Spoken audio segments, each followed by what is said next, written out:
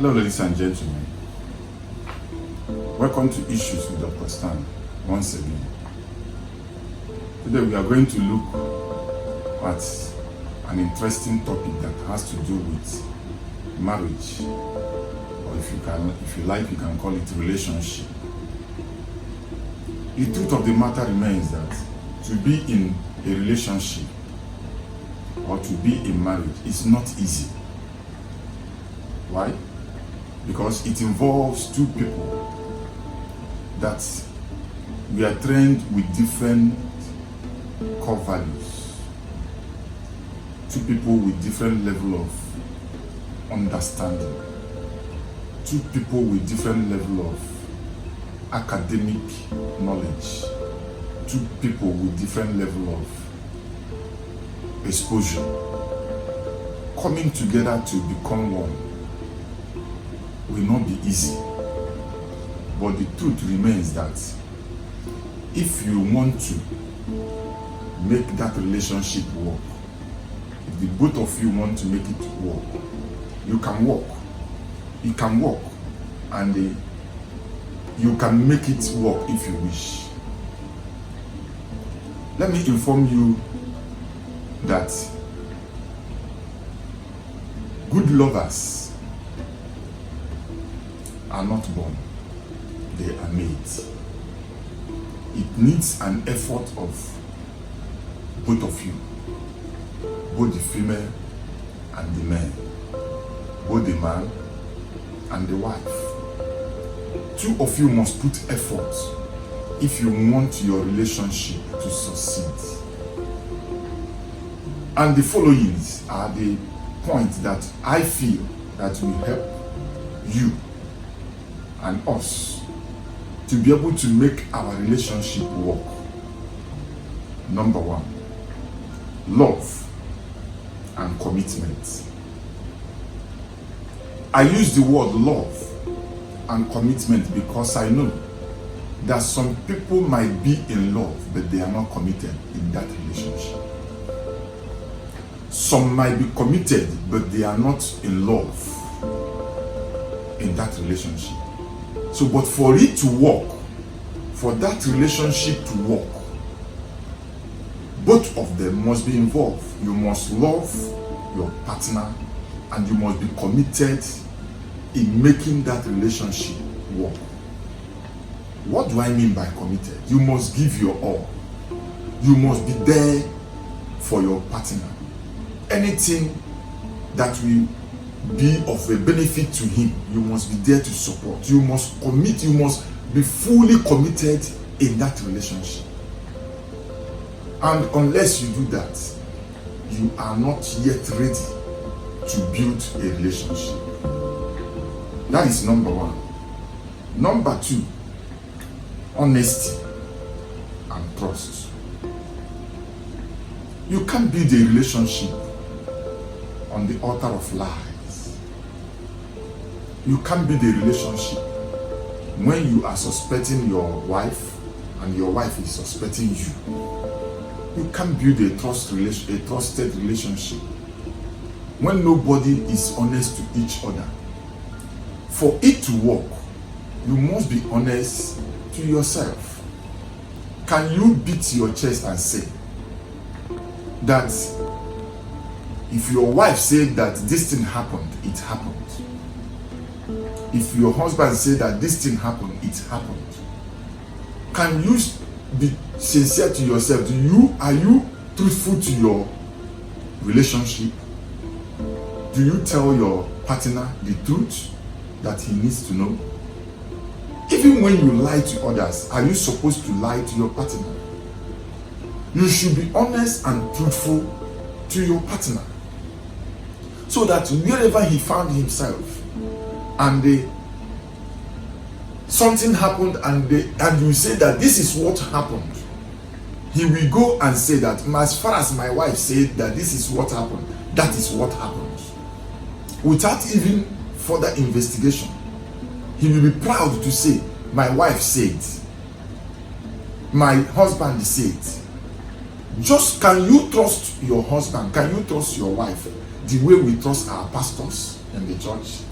the way we can come in the public, even when somebody is trying to correct us on something, but because our pastor said, we say, our pastor said so and so thing. Can you say such a thing where your partner is? If you cannot say that, then you people need to work, because you have to work on this area for you to make that relationship work. Number 3, humility.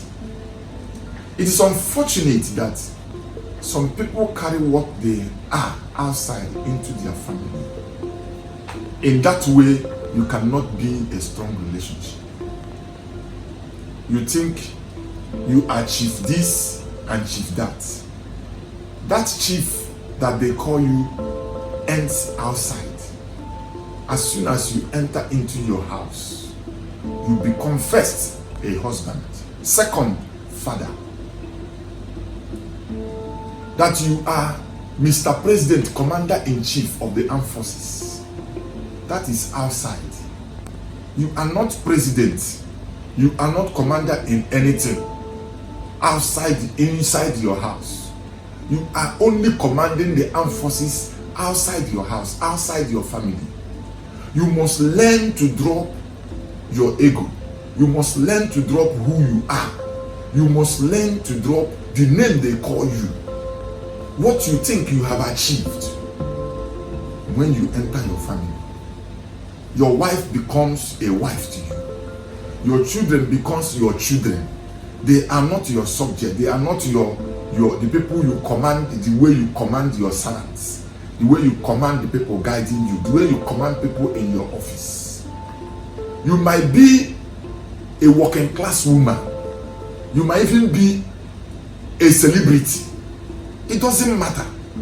Once you enter into your house, you become first mother, second, you become first wife, second mother.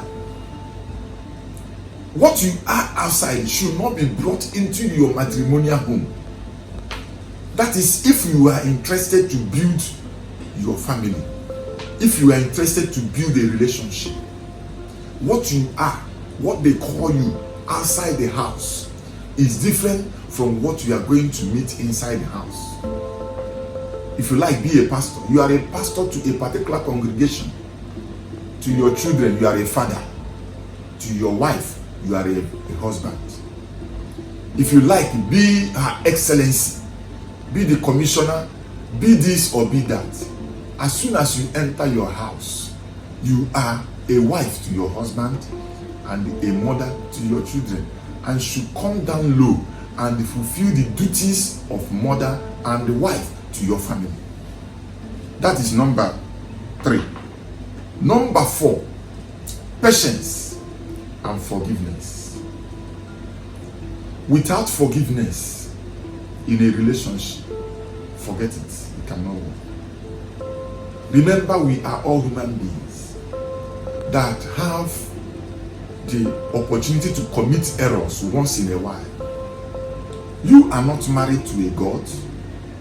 You are not married to a man that is perfect or a woman that is 100% perfect. You are married to a human being that has his or her own mistakes, and you should learn to understand that this person is a human being and can make mistakes. When such thing occur, forgive. As far as the person is sincerely sorry for what he or she did, forgive.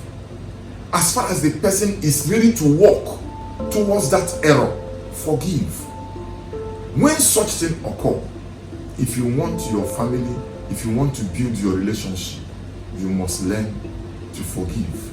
And again, exercise patience with that person to amend, to make amendment. The amendment may not be automatic. That is why you have to calm down and give the person some time to be able to follow up in the future. Number 5, time. Some of you don't have time for your family. You don't have time for your husband. You don't have time for your wife. This is one of the things that destroy relationship and marriages. You need to create time for your wife. You need to create time for your husband. Make it a point of duty that any day, anytime two of you are in the house, drop whatever you are doing, leave your phone alone and attend to your husband. Off your phone if you can. He is more important to whatever you are doing on that phone at that moment. He is more important to whoever you are chatting. He is more important to whatever business you are connected at that moment. Leave your phone alone and attend to your husband. Sometimes leave your children alone and attend to your husband. Likewise to the male genders. When it is time to go to your house and see your family. Don't make it a tradition coming home late on daily basis when it is necessary and when it is not necessary. Create time for each other. It is on this process that you will be able to know what is bothering the other person and what is not bothering the other person. It is on this process that you will be able to communicate to yourselves and sometimes discuss issues that will affect you and your relationship positively. When you don't have time to discuss with each other, how will you sort out things when things are going wrong? How will you be able to discuss the business of the day? How will you be able to make time to give your suggestion to your partner? How will you be able to make input in his vision and his destiny if you don't have time and create time for yourselves? Number 6, communication. Of course, this issue is very important, and therefore I've decided that I will treat it differently. In our next, after this topic, the next one following it will be discussing the issue of sexual communication, and on that topic I will be able to discuss this issue of communication in its fullness. So we go to number 7, and which is the final one: selflessness. If your marriage must succeed, you must learn to make sacrifice. You must learn to let go. If even quitting your job is the only way to save and build your relationship, that is what relationship is all about. You must learn to give out some certain things for your relationship to work. You must learn to sacrifice. You must learn to be selfless. You only think about what will benefit your partner. For instance, if I am thinking of what will benefit my wife, and my wife is wherever she is thinking of what will benefit me, then it means that we are walking towards the right direction. It means that we are selfless. If I'm ready to do anything to please her, and she's also ready to do anything to please me, it means that we are truly walking in the right direction. And that is how it should be. You should be selfless in your relationship. For that relationship to work, you must give a lot of sacrifices in that relationship. On this point, I am going to end, and I will also let you know that this may not be the only point involved, which means you can also add to your own point on the comment section. Like and comment. Thank you very much.